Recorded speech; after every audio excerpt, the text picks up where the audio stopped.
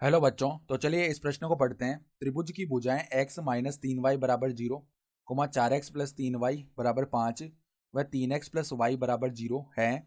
रेखा 3x minus 4y बराबर 0 निम्न में से किस बिंदु से होकर जाती है?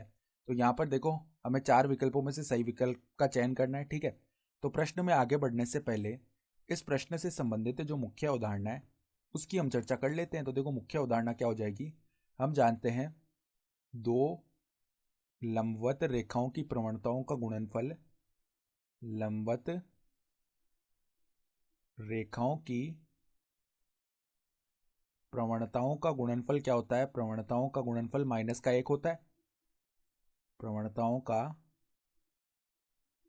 गुणनफल माइनस एक होता है। ठीक है, और देखो, हम ये भी जानते हैं कि समकोण त्रिभुज में समकोण त्रिभुज में लंबवत लंबवत भुजाओं का शीर्ष लंब केंद्र होता है, का शीर्ष लंब केंद्र होता है। ठीक है, तो ये बात अगर हमें पता है तो सबसे पहले देखो, हमें त्रिभुज की जो तीन भुजाएं दी हुई हैं, हम पहली भुजा को S1 भुजा बोल लेते हैं। इसका समीकरण देखो क्या दिया हुआ है, x माइनस 3y बराबर 0। तो अगर हम इसकी प्रवणता को m1 बोले ना, तो प्रवणता लिखें। किसी भी रेखा का समीकरण दिया हुआ होता है तो उसकी प्रवणता हम कैसे लिखते हैं? माइनस में पहले x का गुणांक लिखते हैं जो कि 1 है, बट्टा में देखो y का गुणांक यानी कि माइनस का 3। तो ये इसकी प्रवणता क्या आ गई, 1/3 आ गई। फिर देखो H2 का समीकरण यानी कि दूसरी भुजा का समीकरण 4x प्लस में 3y बराबर में 5। तो यहाँ से अगर इसकी प्रवणता लिखेंगे ना तो वो क्या आ जाएगी, m2 लिख लेते हैं उसको, माइनस में 4/3 आ जाएगी इसकी प्रवणता। फिर देखो तीसरी भुजा है S3, अगर हम इसका समीकरण लिखें तो वो क्या है, देखो 3x प्लस वाई बराबर 0, 3x प्लस में y बराबर 0। तो यहाँ से अगर इसकी प्रवणता लिखें m3 तो वो किसके बराबर आएगी, -3/1। तो अब देखो, अगर हम यहाँ से क्या निकालें, m1 गुणा m3 निकालें ना, m1 और m3 का गुणनफल करेंगे तो देखो क्या आएगा हमारे पास में, 1/3 गुणा में -3, तो ये आ गया -1।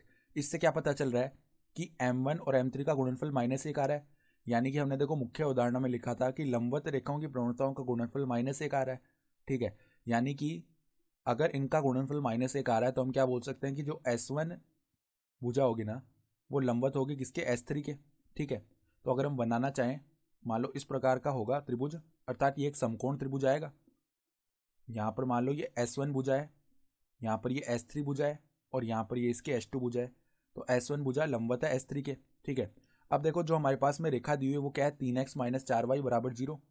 तो 3x, इसको हम L बोल लेते हैं रेखा को, 3x माइनस 4y बराबर 0। तो अगर हम इसकी प्रवणता लिखें, m बराबर में क्या आ जाएगी, -3/4, यानी कि 3/4 आ रही है इसकी प्रवणता।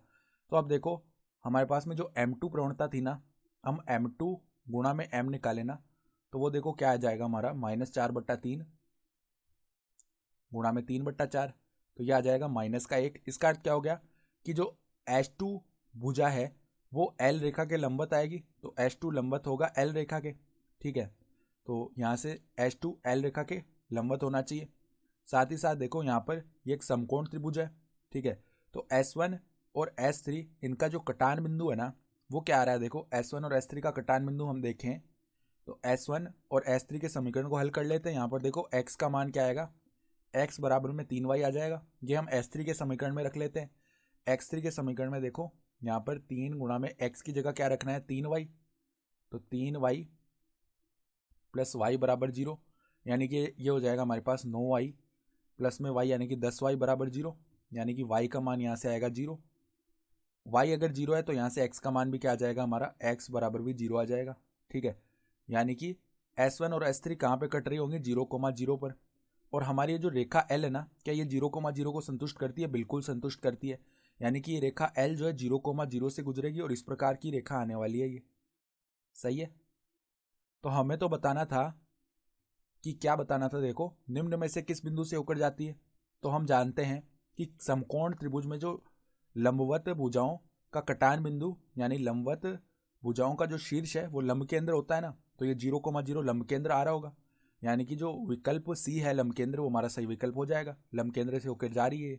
तो आशा करता हूँ कि आपको ये प्रश्न समझ में आया होगा। धन्यवाद।